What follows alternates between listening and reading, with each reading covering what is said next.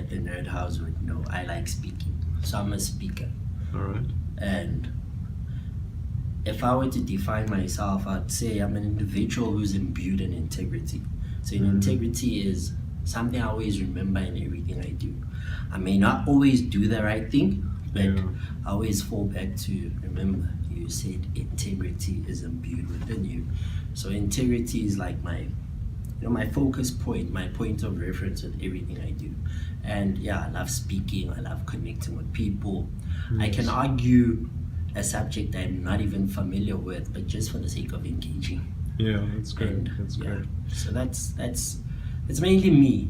All right. Very, very animated, very expressive. Okay. Just out there. All right. So like going back to speaking, what connected you to that? You know, how does it make you feel? Why did you decide to pursue that as a key interest in your life? You know, speaking made my heart beat fast the first time I did it. Okay. And I then assimilated that with purpose. So that rush that happens then, I think, is more like when you put your gear in first gear and actually accelerate fully, and it goes. But after that, then you start gradually changing the gears and actually now driving with more control. Yeah. So speaking does that to me. When I stand in front of people, yeah, my heart's gonna pound very fast. Yes. But then when I start speaking, and because I'm passionate about what I'm talking about, whether I'm an SME of that or it's just based on my opinion, but because I am sharing it, and with the audience receiving it quite well, also works in the favor of me now saying, yeah, I'm doing what is right. So yeah, I suppose that's how speaking came about into my life, because it gives me that rush, and then that rush allows me to then be myself. So it's like boiling hot water, and then you make tea, and then you indulge in that tea. Absolutely fantastic.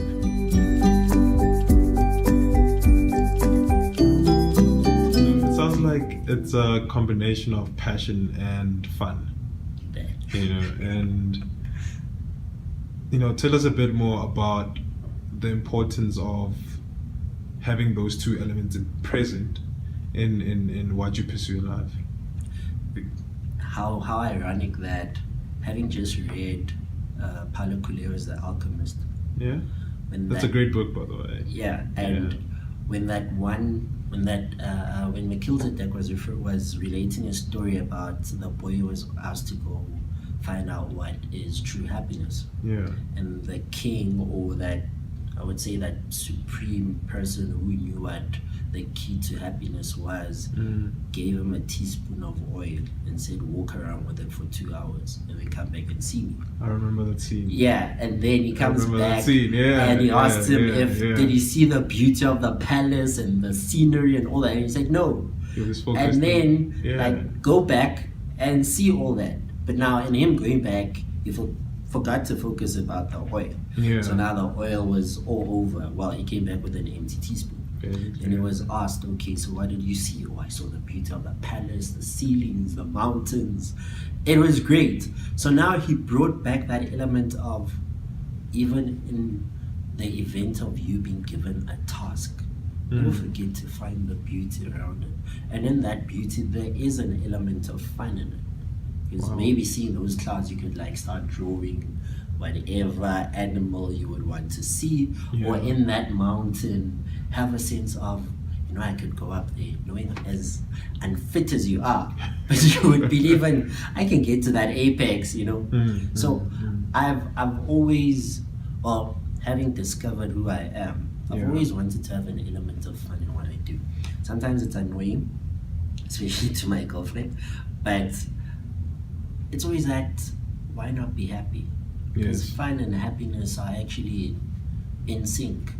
Absolutely. So let's be happy, let's have fun. It's not always going to be fun, but if you do find that moment of having fun, it could either be by cracking that joke or just laughing at, oh wow, this person just did that in the meeting. It's fine. You can look at me as unprofessional or some form of a unprofessional psycho, But to me, it's an element of fun that you can't take away. Absolutely.